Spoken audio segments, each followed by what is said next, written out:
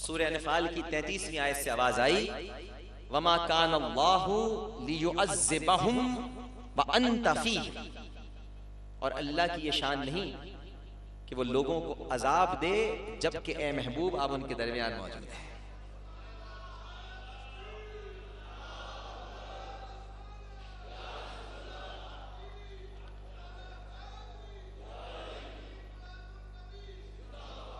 जिसकी वजह से दुनिया की मुसीबत से निजात मिले, जब इंसान उससे मोहब्बत करता है तो इस वजह से तो मोहब्बत करना और भी ज्यादा लायक है कि जिसकी वजह से उसको आखिरत की मुसीबत से निजात मिले।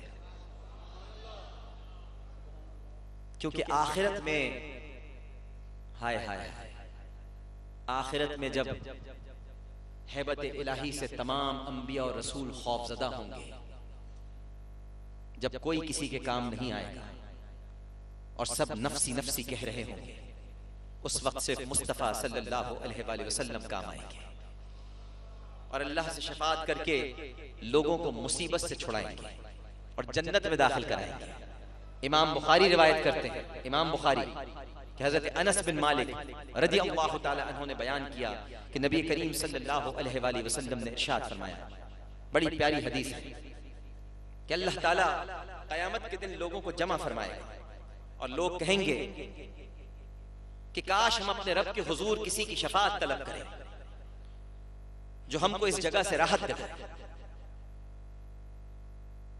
फिर वो हजरत आदम अलैहिस्सलाम के पास आएंगे और कहेंगे कि अल्लाह ने आपको अपने दस्ते कुदरत से पैदा फरमाया, आपने अपनी पसंदीदा रूह फूंकी की और फरिश्तों को हुक्म दिया कि वो आपको सजदा करें, आप हमारे रब के हुजूर शफाअत फरमाइए।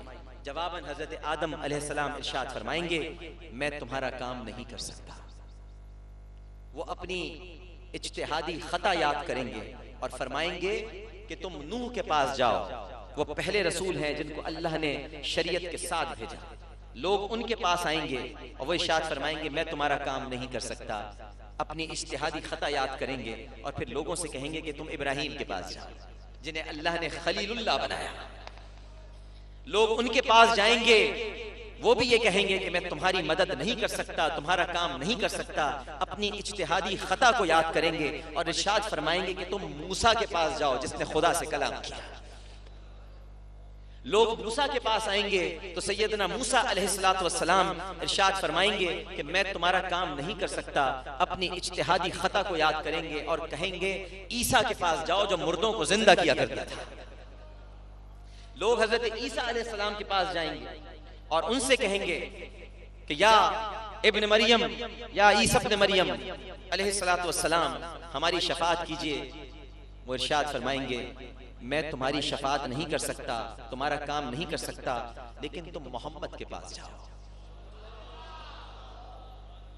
लेकिन तुम मोहम्मद सल्लल्लाहु अलैहि वसल्लम के पास जाओ जिनके सदक़े में अगलों और पिछलों के सारे गुनाह माफ कर दिए गए हैं।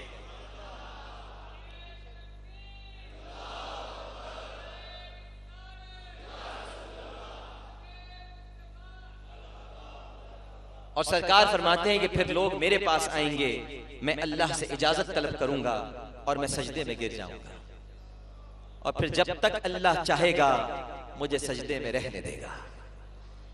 फिर मुझसे कहा जाएगा कि अपना सर उठाओ, मांगो तुमको दिया जाएगा, कहो तुम्हारी सुनी जाएगी, शफाअत करो हम शफाअत करेंगे। फिर मैं अपना सर उठाऊंगा और अपने रब की उन कलिमात के साथ तस्बीह करूंगा जो मुझे वो तालीम देगा। फिर मैं शफाअत करूंगा, मेरे लिए एक हद मुकर्रर की जाएगी और उस हद के मुताबिक मैं लोगों को जहन्नम से निकालकर जन्नत में दाखिल करूंगा। फिर मैं दोबारा सजदा करूंगा, फिर तीसरी बार या चौथी बार फरमाया हत्ता कि जहन्नम में सिर्फ वो लोग रह जाएंगे जिनका जहन्नम से निकलना अज़रूए कुरान मना है, यानी कुफ्फार। इसके अलावा सबको निकाल के ले आऊंगा।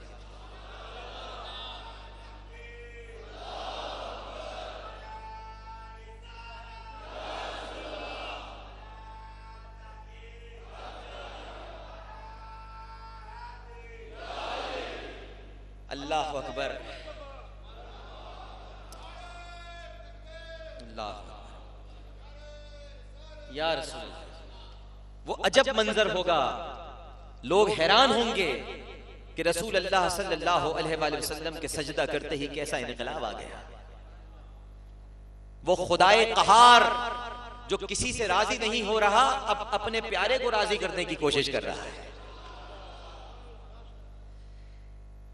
इंसान तो उससे मोहब्बत करता है नाज़रीन किराम जो उस पर एहसान करे, और मेरे सरकार ने जो नौए इंसानियत पर अमूमन और मुसलमानों पर खुसूसन एहसानात किए हैं उनका कोई शुमार नहीं कर सकता।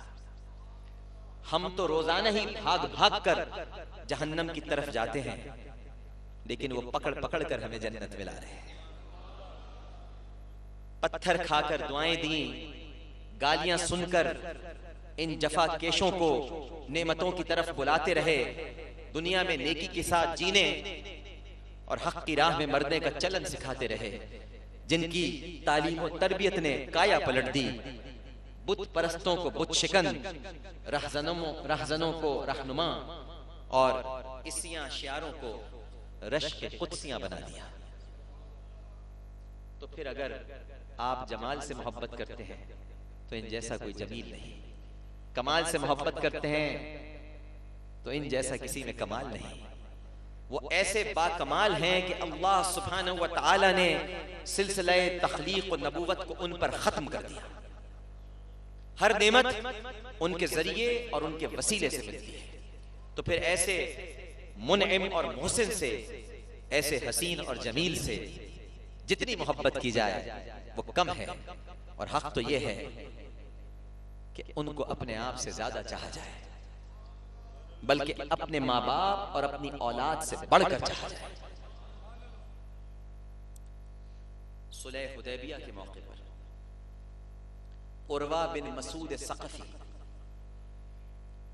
इन्होंने कनखियों से नबी करीम सल्लल्लाहु अलैहि वसल्लम को देखा और कहा कि खुदा की कसम, नबी करीम सल्लल्लाहु अलैहि वसल्लम जब अपना लुआब दहन जमीन पर गिराते तो कोई ना कोई सहाबी उसको जमीन पर गिरने से पहले अपनी हथेलियों में थाम लेता, उसको अपने चेहरे और जिस्म पर मलता, और जब आप उन्हें किसी चीज का हुक्म देते तो वो अमल करने के लिए सब के सब झपट पड़ते, और जब आप वुजू करते तो आपके जिस्म से लगकर गिरने वाले पानी को लेने के लिए वो इस तरह टूट पड़ते कि जैसे किसी को कत्ल कर देंगे, और यूं लगता कि पानी हासिल करके रहेंगे। जिसे पानी मिल जाता वो अपने चेहरे पर मल लेता, और जिसे नहीं मिलता वो दूसरे के चेहरे पर हाथ मारकर या हाथ लगाकर उसकी तरी को अपने चेहरे पर मल लेता। जब आप गुफ्तगू करते तो सब के सब खामोश हो जाते और ताजीम की वजह से आपकी तरफ नजर तक नहीं उठाते। खुदा की कसम, मैं बड़े बड़े बादशाहों के दरबार में गया हूँ, कैसर और कसरा और निजाशी के यहाँ गया हूँ। खुदा की कसम, मैंने किसी बादशाह के दरबारियों को उस बादशाह की इस कदर ताजीम और तकरीम करते हुए नहीं देखा जिस कदर ताजीम और तकरीम मैंने मोहम्मद के सहाबा को करते हुए देखा है।